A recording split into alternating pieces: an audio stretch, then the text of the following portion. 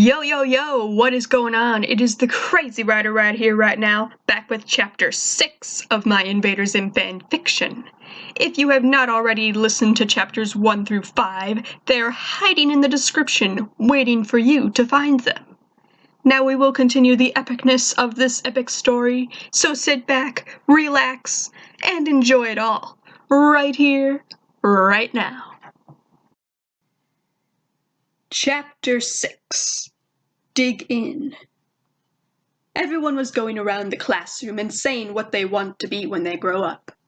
There was the standard doctors, veterinarians, astronauts, and the like. Dib said he wanted to be a paranormal investigator that hunts down aliens, ghosts, Bigfoot, and other mysterious creatures.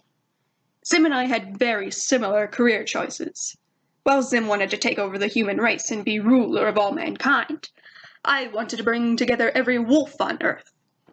With an army of the thousands of wolves working together, we would take down the human race so that wolves are the dominant creatures of Earth, instead of the stupid humans. Either way, Zim and I both wanted to dominate the Earth. The school has instituted these tests, Miss Bitters explained. From these questions we will determine your future careers. Then you will be partnered with an adult who works in your field. You will spend the rest of the day observing them and getting used to your wretched fates.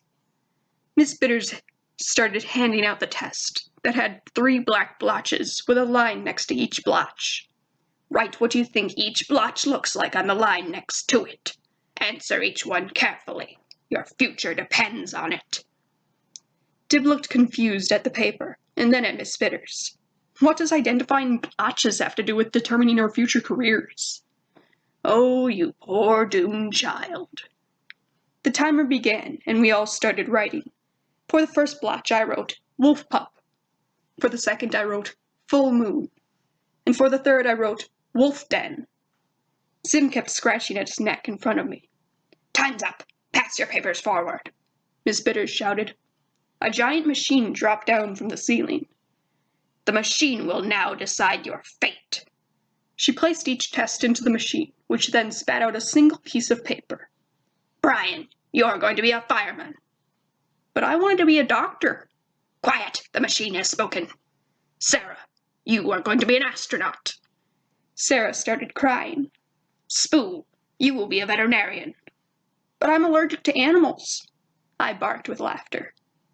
Dib, you will be a paranormal investigator. Dib threw his hands in the air. Yes! Miss Bitters looked at me. Liz, you're going to be an archaeologist. I pondered for a second. Well, I am better digger than any human I know. I take it. Zim, the machine says the only career you're suitable for is, yes, yes, Lord of Humans! I will rule you all with my iron fist. That it? I grinned. Take them, Zim, and make wolves dominant species of Earth. No, Zim. The machine has assigned you a career in fast food preparation. With the same spice as before. I will prepare food with an iron fist. Then I will work my way up to ruling you all with my fist. Zim got into Melvin's face. You, obey the fist. Miss Bitters floated to the door. Now, children, find your partner. The door was open. We all went into the hallway to see a bunch of adults. Zim and I stared out at the crowd as Zim scratched away at his neck. What's the matter with your neck, Zim? Dib asked behind us. Some kind of alien spore?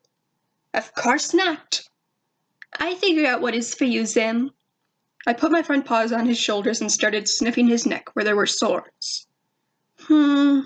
Some skin irritation, but I'm not figuring out what.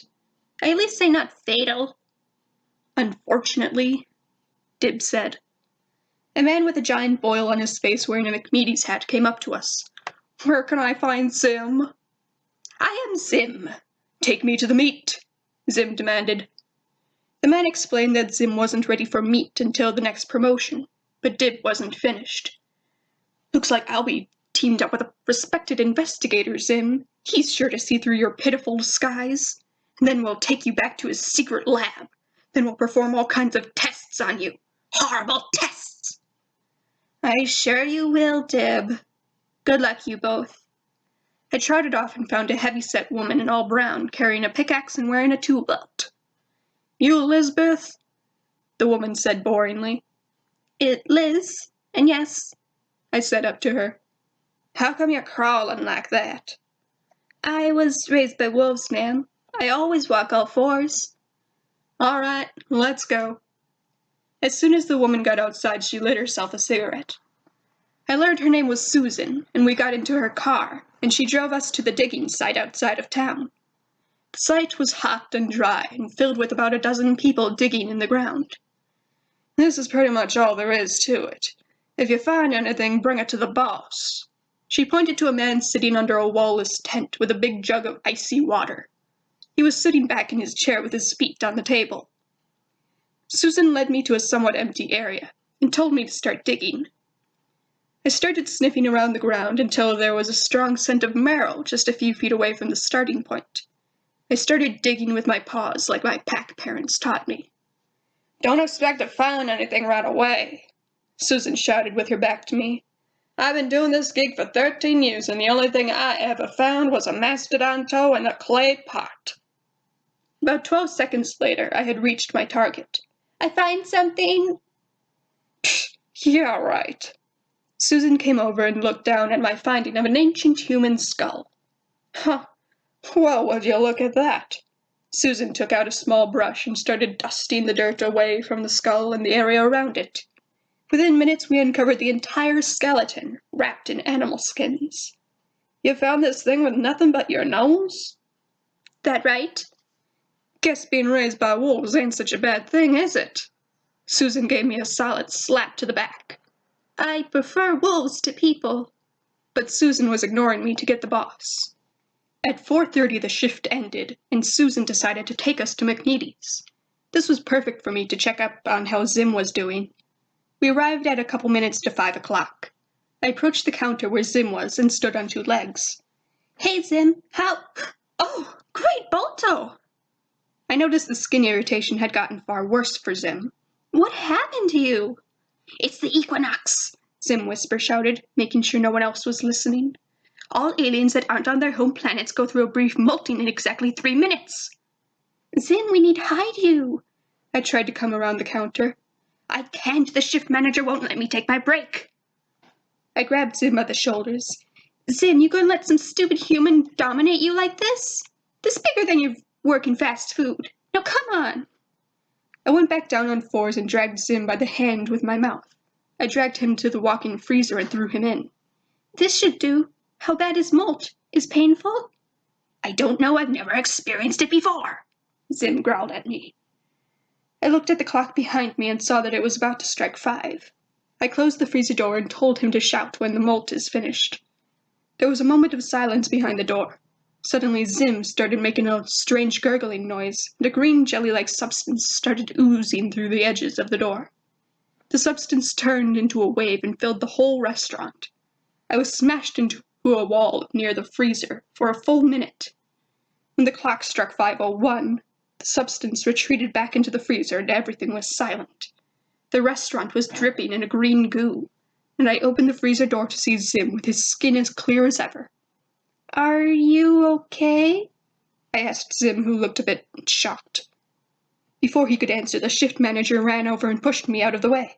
"You're fired!" he yelled at Zim. Zim removed his work hat and exited the restaurant with me. "That could have been worse," I said humorously as we walked back to Zim's house. "I thought it went rather well, but perhaps fast food is not the right career for Zim." "I agree. You'd be much better as Alpha of Earth." Almighty Alpha Zim has an incredible sound to it." Zim smiled. I began to enjoy seeing him smile more than anything else in the world. What could be wrong with me? I never care how another person is feeling. Dib was close, but nothing like this. All I want is for Zim to be happy and safe, whether we're taking over the world or not. "How was the human wolf child's day digging in the dirt?" Zim asked. "Wonderful," I said excitedly. "Within first minute I sniffed out and found entire skeleton." Zim started laughing. "Stupid dead human!" That just about does it for this reading that I do hope you enjoyed. Make sure to keep coming back, because there's plenty more epicness to come out of this. I will see you little darlings next time, and remember, keep your crazy.